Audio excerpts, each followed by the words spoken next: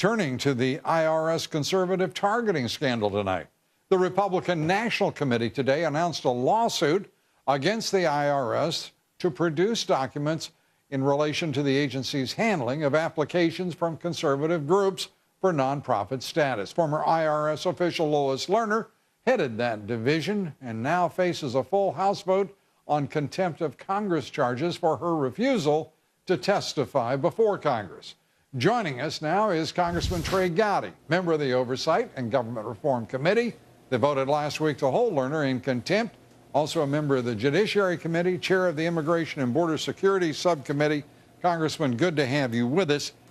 Let me turn first. You were decidedly opposed to the United States involvement in Ukraine, at least as expressed and outlined by the president.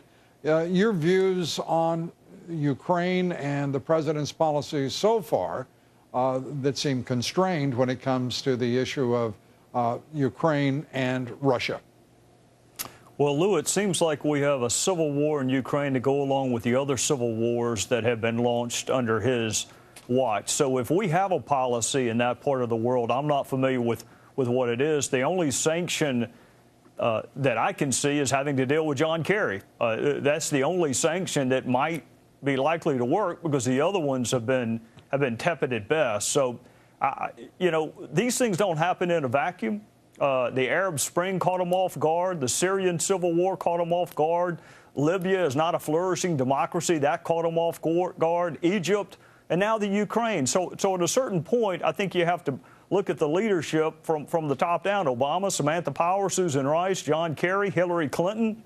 I mean, we got a Nobel laureate in the White House for peace, and Hillary Clinton, who wants to be the commander-in-chief, and this is the state of the world. So if we have a policy in that region of the world, I'm unfamiliar with it.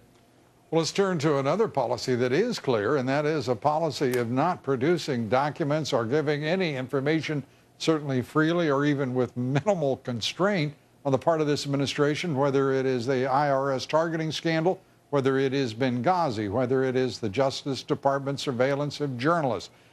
The list goes on, unfortunately. Let's turn to the issue of Lois Lerner. The Oversight Committee voting to hold Lerner in contempt. Where do you go from here? Well, we're headed to the floor of the House for the full House to hold her in contempt, but it does provide her a narrow little window if she wants to keep that Scarlet C off of her resume. What she needs to do is either acquire competent counsel or tell her current counsel, I'm going to go in under proffer and I'm going to tell the oversight folks what I know. I've already talked to the Department of Justice and they can actually put me in jail. So I'm going to go talk to the House of Representatives because, you know, Lou, lay aside the Elijah Cummings, Darrell Issa drama, there are a lot of legitimate questions that your viewers have about what role she played in the targeting. So she's got a narrow window between now and the time the full House votes to hold her in contempt, which, by the way, is coming if she doesn't come forward and proffer some information to us. Congressman, I see several problems with that. One is that in terms of a citation of contempt of Congress, we have not seen it produce much when Eric Holder became the first Attorney General, first cabinet officer to be held in contempt of Congress. There has been, as the word is popular in usage in Washington, there has been no consequence. The second is she's already twice refused to testify before Congress, again without consequence. And there is a criminal referral, as you well know, now to the Justice Department, which is controlled by the very same people who put her in her job that she has just retired from, if you will. So what are we to expect that will change? Well, let me say this, Lou. You know, the Attorney General was before Judiciary a week or so ago. Right. And one of my colleagues made reference to his being in contempt of Congress. And he made it very clear that while he thought it was unjust and unwarranted, he took it very, very seriously. I was about 10 feet away from him. He convinced me that he took it seriously. I don't think anyone wants that on their resume. I mean, she's going to go down in history as having been held in contempt of Congress, and that's the best case scenario for her. The worst case scenario is DOJ actually does its job and looks at the referral from Ways and Means on the potential criminality.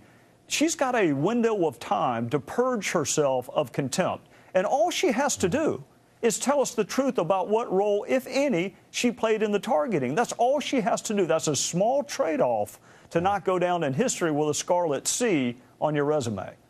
I have to say, Congressman, I don't mean to be argumentative, particularly with a professional. That's okay. I've been married 25 years. Go ahead. Especially with a professional at the action.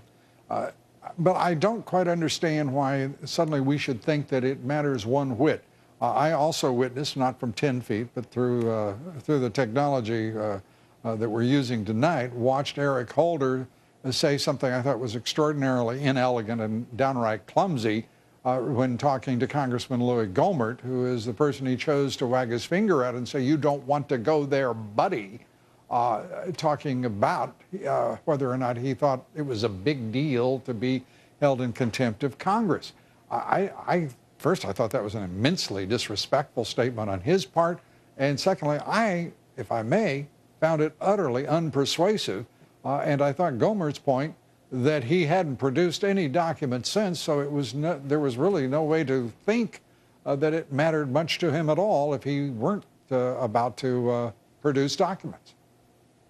Well, I am in the very unusual and very uncomfortable position of trying to defend Eric Holder, but I think what he would tell you is that his refusal to turn over documents was based on executive privilege. Well, that comes from Obama. That doesn't come from Eric Holder.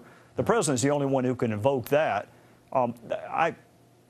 Reasonable minds can differ on whether it bothers him. It appeared to me that he got his blood pressure up when Louis said, "It doesn't bother you." I know this. Defendants have a tendency to put off making decisions until they're on the steps of the courthouse. Well, she was held in contempt by the committee of Congress, but she has yet to be held in contempt by the full House. That's coming. That's coming in less than a month. So she has a window if she wants to cooperate. And keep in mind, Lou, there was a time period in an email exchange where her attorney indicated he was willing to make her available to answer our questions. All I'm saying is if you're serious about that, the window is shrinking within which to do it. I cannot promise you the executive branch is going to prosecute her for contempt of Congress. In fact, I can virtually assure you that they are not going to. But she does have criminal exposure, and she's going to have to weigh and balance how likely that is to happen. Congressman, let me turn to immigration. We have been treated, speaking of windows, closing and opening, we have been treated, I think, to something of a minor spectacle as we have watched Chairman Bob Goodlatte seem to flirt, embrace, and perhaps hold at some arm's length now the idea of a grand compromise on immigration after having taken the leadership on the issue. Reports that you, as you and I have discussed, have talked with other folks in Washington about coming up with a grand compromise or even minor compromise on illegal immigration, while John Boehner, who has done the same flirtatious dance in months previous, now seems to be clearly, at least temporarily, insistent on no deal at all. Can you tell us why in the world the Republican Party would throw away the leadership on the issue and succumb to the, well, perhaps the siren song of Jeb Bush's acts of love at the border? I'm not sure anything has changed. I mean, episodically there are quotes here and there that I read from the Speaker and others that suggest that there's been a change in our position. But the last conversation I had with the Speaker and the last conversation I had with Chairman Goodlatte, they're committed to what we call a step-by-step approach. Others like to use the pejorative term piecemeal, but it means the same thing. We've marked up 4 bills. Homeland Security's marked up a 5th. I think that there are problems with our current immigration system. I also think this, Lou, we have failed to convince the people that we work for that it is an urgent legislative need. They are more focused on the economy and they are more focused on a feckless foreign policy. And I would also hasten to add this. I read today that Minority Leader Pelosi was going to pursue this discharge petition. Right. Lou, they had from 2008 to 2010 to pass immigration reform. They had control of all the branches of government, and they didn't do a damn thing. For 2 years, they didn't pass anything. So all of a sudden, it's their #1 legislative priority. I am committed to doing this right. The speed with which it takes is less important to me than the accuracy. We have waited 25 years to revisit immigration in a thorough way, and I want to get it right. It would be the first time since 1986 that you all had, and I don't understand why suddenly the statement by John Boehner, your speaker and leader, is no longer offered, saying that there is no way you could trust this president in any deal of any kind on any issue, and least of all this one. What has changed there?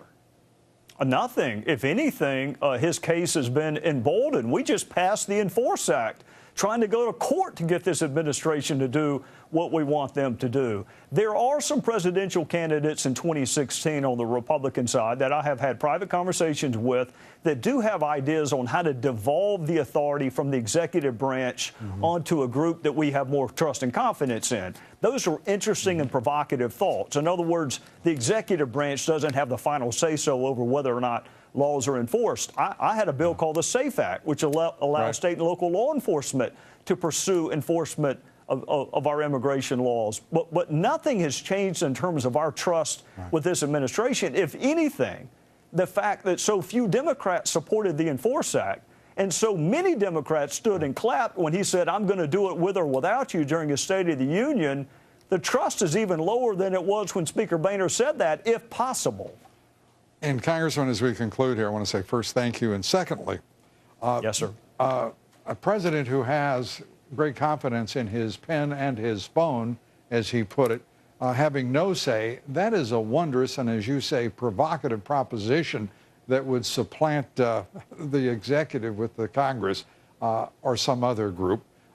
Congressman, we can't wait to hear more. Congressman Trey Gowdy, thanks so much. Thank you.